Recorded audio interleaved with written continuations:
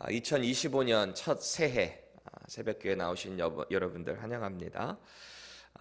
올 한 해 우리 교회 표어가 있어요. 하나님 말씀으로 돌파하라입니다. 우리가 믿음 생활하면서 마주해야 되는 여러 가지 상황과 형편들이 있어요. 그때마다 정말 케이스 바이 케이스로 우리가 감당해야 될 일들이 있는데, 정확히 맞는 치트키 하나가 있다면 그것은 바로 하나님의 말씀일 것입니다.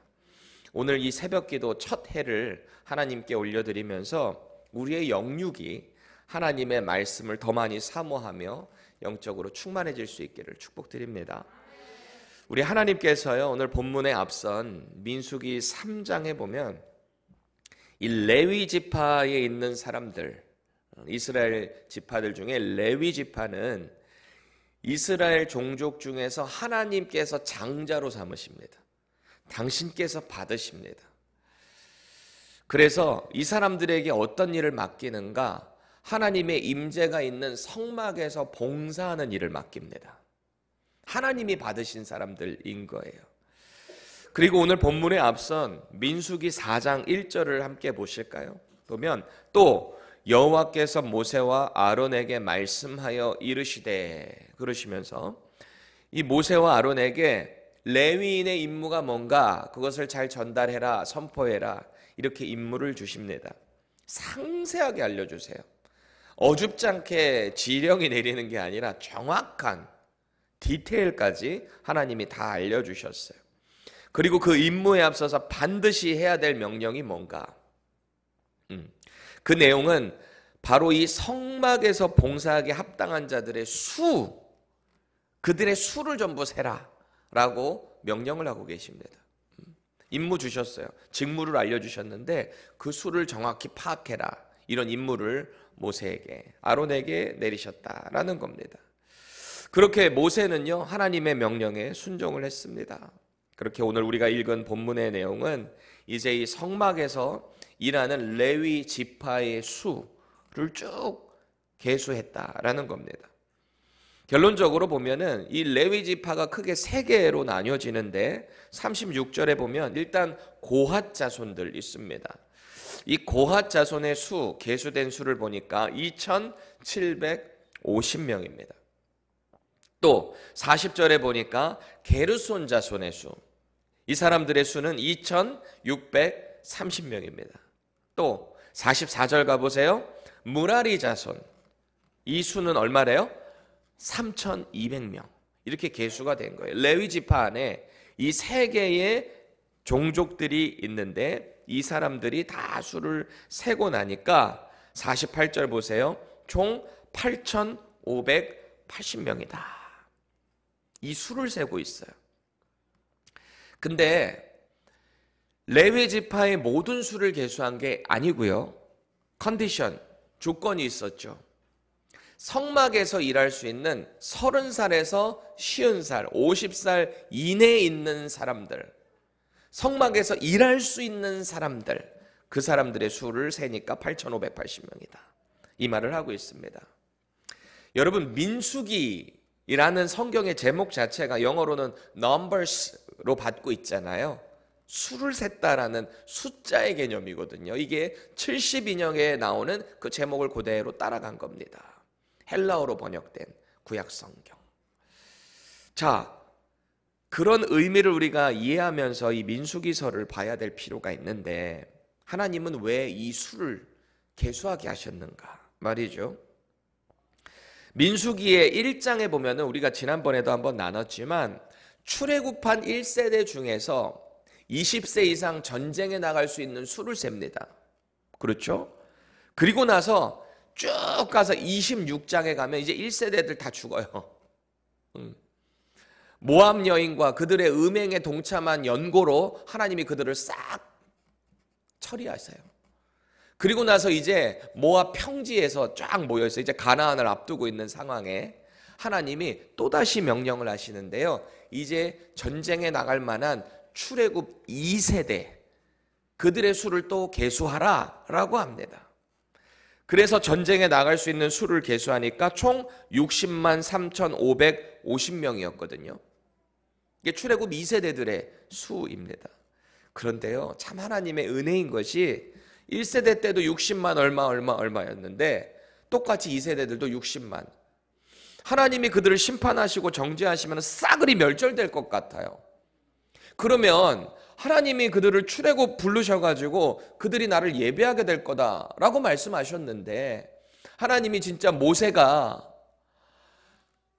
출애굽기 32장에 하나님을 섬기지 않고 의지하지 않고 모세가 시내산에서 내려오지 않으니까 자기들끼리 막 우상 섬기잖아요. 금송아지상 만들어서 막 절하고 그러다가 하나님의 심판을 받잖아요. 그때 모세가 뭐라 그럽니까? 하나님이 모세에게 뭐라 그러세요? 야, 네 민족이 지금 엄청난 죄를 짓고 있다. 내가 저들을 싹 쓸어버리고 너로 다시 큰 민족을 만들어 줄게. 그때 모세의 위대한 중보기도 내용이 나오죠. 뭐라고 그래요? 하나님, 그럼 하나님의 그 거룩하심, 신실하심의 스크래치가 가는 거 아니겠습니까? 하나님 이들을 불러내신 게 하나님을 예배하기 위해 그렇게 불렀다라고 알고 있을 텐데 이방 사람들이 뭐라고 하겠습니까? 저 여호와신이 출애굽 시켜가지고 다 광야에서 죽여버렸다라고 하지 않겠습니까?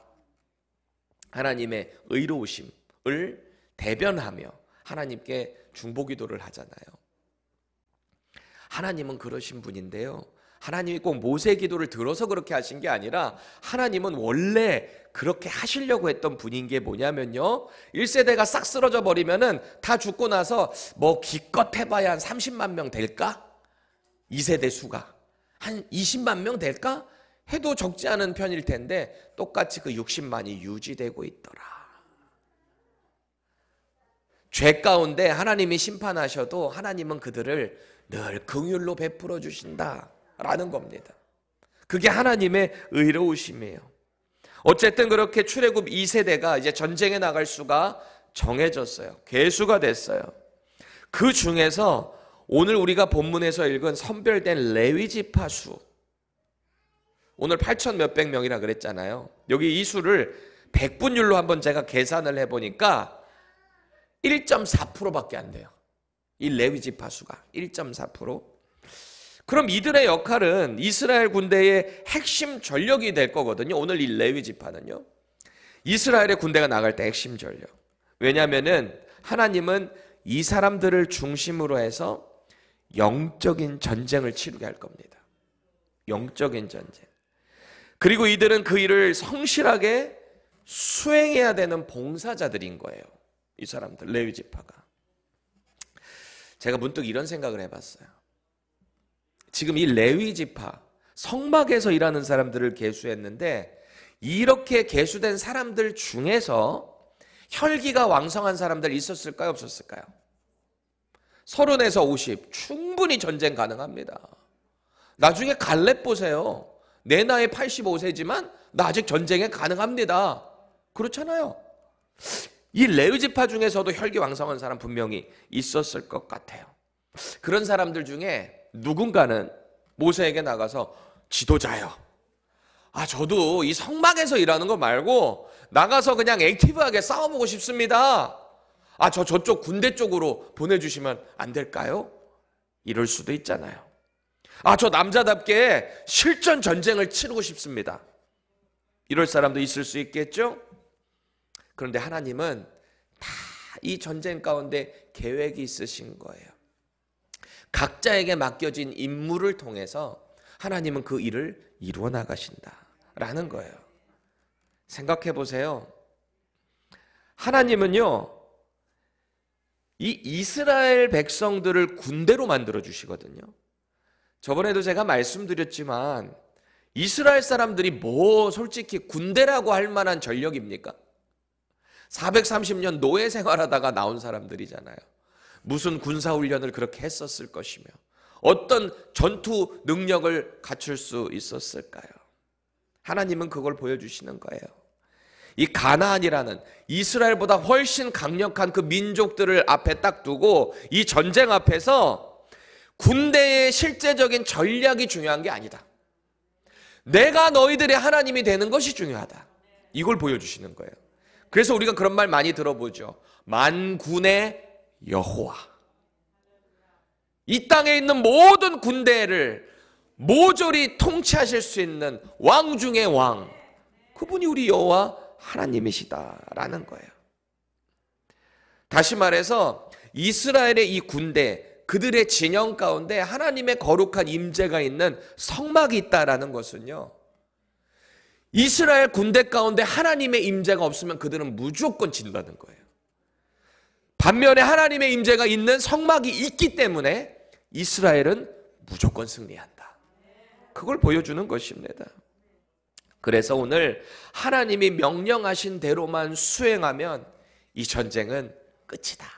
이걸 보여주시는 겁니다. 이런 영적인 원리가 저와 여러분들의 신앙생활에도 적용이 돼야 합니다.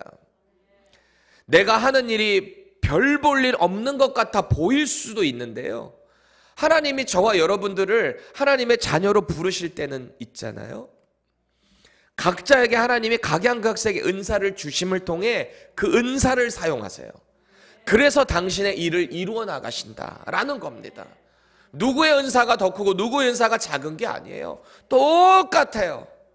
그 은사를 통해 교회의 유익을 이루시는 하나님, 영적인 전쟁을 함께 치르기 원하시는 그 하나님, 그 하나님을 우리가 자꾸 의지해야 된다라는 것입니다. 내가 내 힘으로, 내 기술로, 내 경험으로 어떤 주의 일을 하잖아요. 처음에는 뭔가 잘 되는 것 같을지도 모릅니다. 그런데 시간이 가면 갈수록 공허함이 남게 될 거예요. 왜 나만 이렇게 하고 있지? 허탈함이 들지도 모르겠습니다. 성경에는 수없이 강조되고 있는 이 영적 원리, 우리가 하나님을 신뢰하고 감사하는 믿음으로 그 일을 감당할 때 하나님은 그 일을 기뻐하시고요, 저와 여러분들을 통해 하나님의 일을 이루어 나가신다. 이걸 꼭 기억하시기 바랍니다. 그래서 오늘 본문에서 우리가 주목해야 될 표현이 있어요. 주목해야 되는, 반복되는 표현이 있단 말이에요. 37절입니다. 우리 저기 빨간색으로 된 부분들을 주목해서 읽어보겠습니다. 시작. 이는 모세와 아론이 여호와께서 모세에게 명령하신 대로 회막에서 종사하는 고핫인들의 모든 종족 중 계수한 자이니라. 아멘. 여호와께서 모세에게 명령하신 대로. 41절 보세요. 이는 모세와 아론이 여호와의 명령대로 회막에서 종사하는 게르손 자손의 모든 종족 중 계수된 자니라. 역시 여기도 여호와의 명령대로. 45절입니다. 이는 모세와 아론이 여호와께서 모세에게 명령하신 대로 무라리 자손들의 종족 중 계수된 자니라.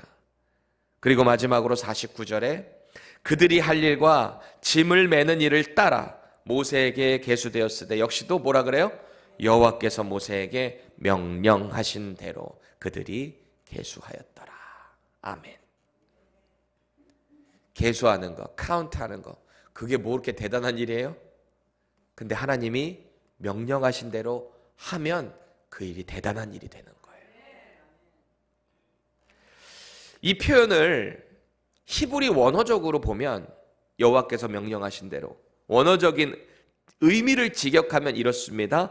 여호와의 입 위에 라는 뜻이에요. 여호와의 명령하신 대로가 히브리 원어적인 뜻을 직역하면 여호와의 입 위에 라는 뜻이라고요. 바꿔 말하면 모세와 아론이요, 여호와의 입술이 움직이는 그대로 보고 순종했다. 듣고 순종했다. 마치 군대의 최고 사령관이 명령을 딱 때릴 때, 죄송해요, 전문 용어를 썼네요. 때릴 때 사람들이 그 사령관의 입술을 보고 그대로 듣고 따라하는 것. 이 군대 체계잖아요. 명령 딱 떨어지면 그대로 순종하는 거 아닙니까? 그렇게 하는 거예요. 요새 우리 막내 아들 2살 반, 이제 거의 이제 3살 되어 가려고 하는데, 이 아이를 딱 보니까 말을 엄청 잘해요. 그 나이대 애들에 비해서 말을 엄청 잘해요. 그러다 보니까 엄청 간섭도 많이 해요. 벌써부터 어린 놈이. 우리 첫째, 둘째가 이미 저 과정을 지났음에도 불구하고 참 희한한 게, 언제 그랬냐는 듯이 또 아기를 볼 때마다 신기해요. 왜 여자들 첫째 아기 날 때 막 너무너무 아파가지고 힘든데 둘째를 또 낳는 이유가 뭐예요? 첫째 낳은 거 까먹어요. 그 인간이에요.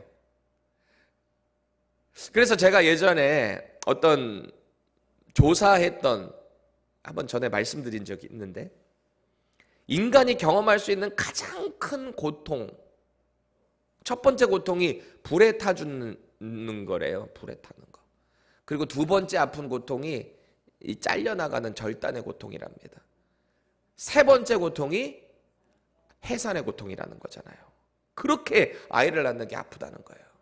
그 네 번째 고통이 뭐래요? 두 번째 아이를 낳는 고통.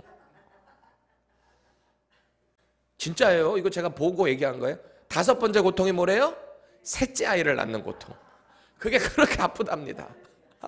우리 자매님들이요, 힘내세요. 우리 청년들 너무 걱정하지 마세요. 하나님이 이길 힘을 주실 겁니다. 다 그렇게 나신 거예요. 다 지나는 과정들이에요. 그 과정을 통해 하나님의 뜻을 알아갑니다. 우리 2살 반 된 이 아이를 보면서 느끼는 게 참 신기한 게, 우리 첫째 둘째 때도 그랬는데 얘도 또 그러네? 까먹고 또 신기합니다. 어느 날 우리 막내 병은이가 제 말을 어떻게 따라하는지, 말하는 거 보면 자꾸 말투를 따라하잖아요. 그러니까 내가 이렇게 주의 깊게 봤어요.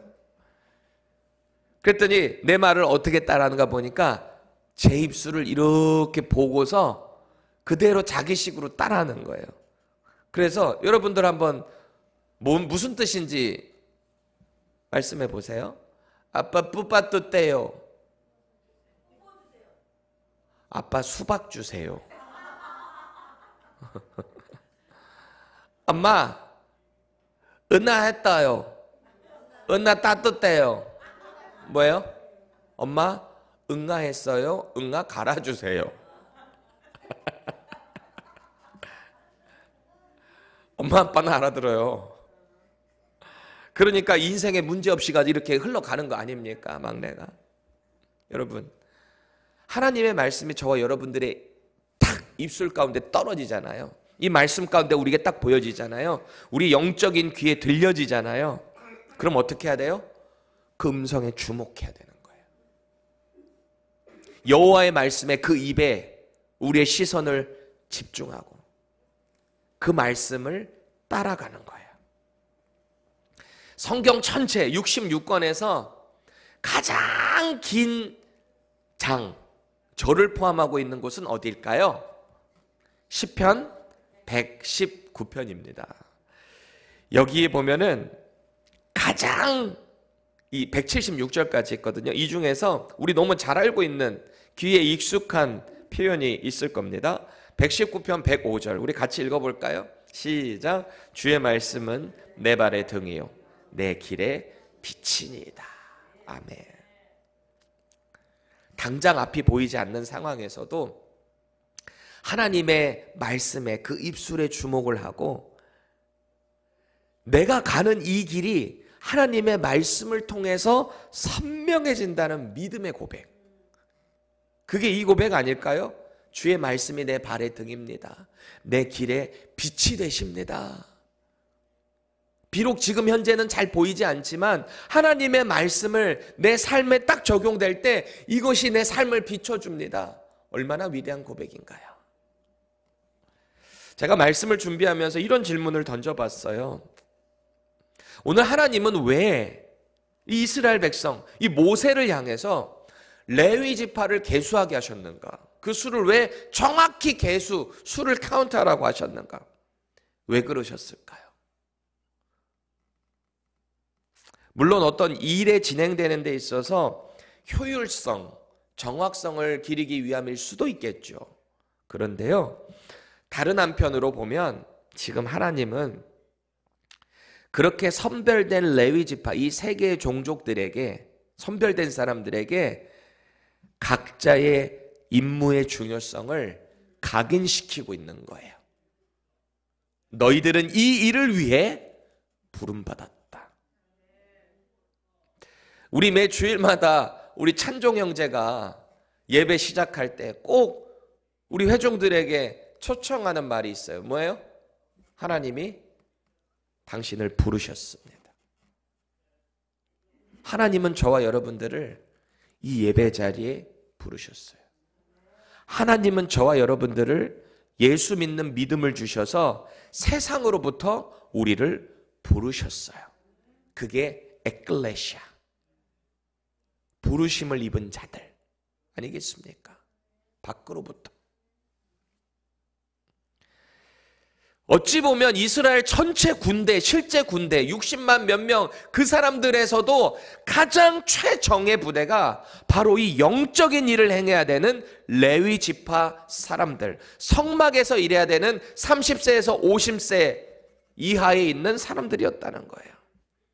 이렇게 뽑힌 레위 지파 사람들 마음에 어땠을 것 같습니까? 결기도 왕성하고 각자의 뜻이 있을 수도 있어요. 그럼에도 불구하고 이 사람들은 지금 하나님의 그 부르심 앞에 엄청난 자부심을 느끼고 있었을 겁니다.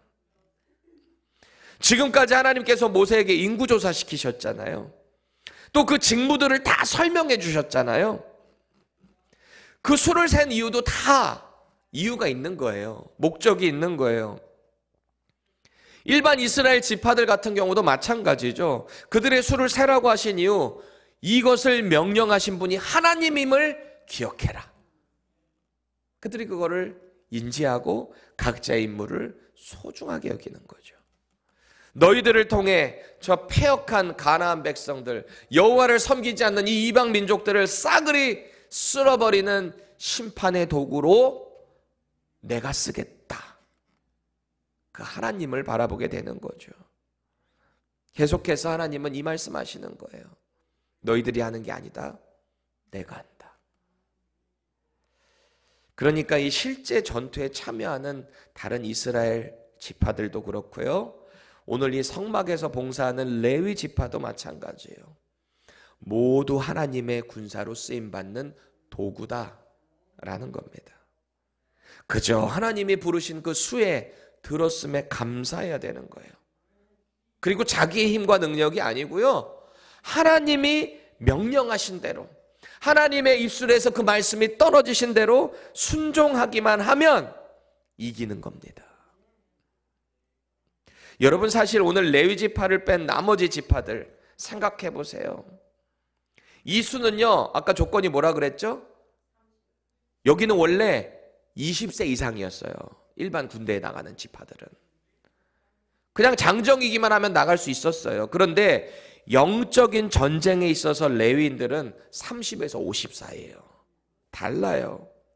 30에서 50이라는 기준 자체가 조금 더 성숙해져 있는 상태, 뭔가를 더 농염하게 처리할 수 있는 상태의 사람들을 하나님이 부르셨다. 기준이 좀 더 제한되는 거예요. 엄격해지는 거예요. 왜요? 그만큼 중요한 영적인 일이기 때문이다 라는 겁니다. 저와 여러분들은 어떨까요? 저와 여러분들은 뭘로 부르심 받았습니까? 우리는요, 왕 같은 제사장으로 부름 받았잖아요. 예수 믿는 믿음으로. 물론 은사적인 차이로 저는 목사로 부르심을 받았어요. 여러분들에게 말씀을 가르치는 티칭 패스터로 저는 은사를 받아서 부르심을 받아 이 자리에 있어요. 근데 저는 그 얘기하는 게 아니고요. 우리가 예수를 믿는 그 믿음으로 하나님은 우리를 뭘로 부르셨다는 거예요? 왕 같은 제사장. 우리 다 왕 같은 제사장이에요.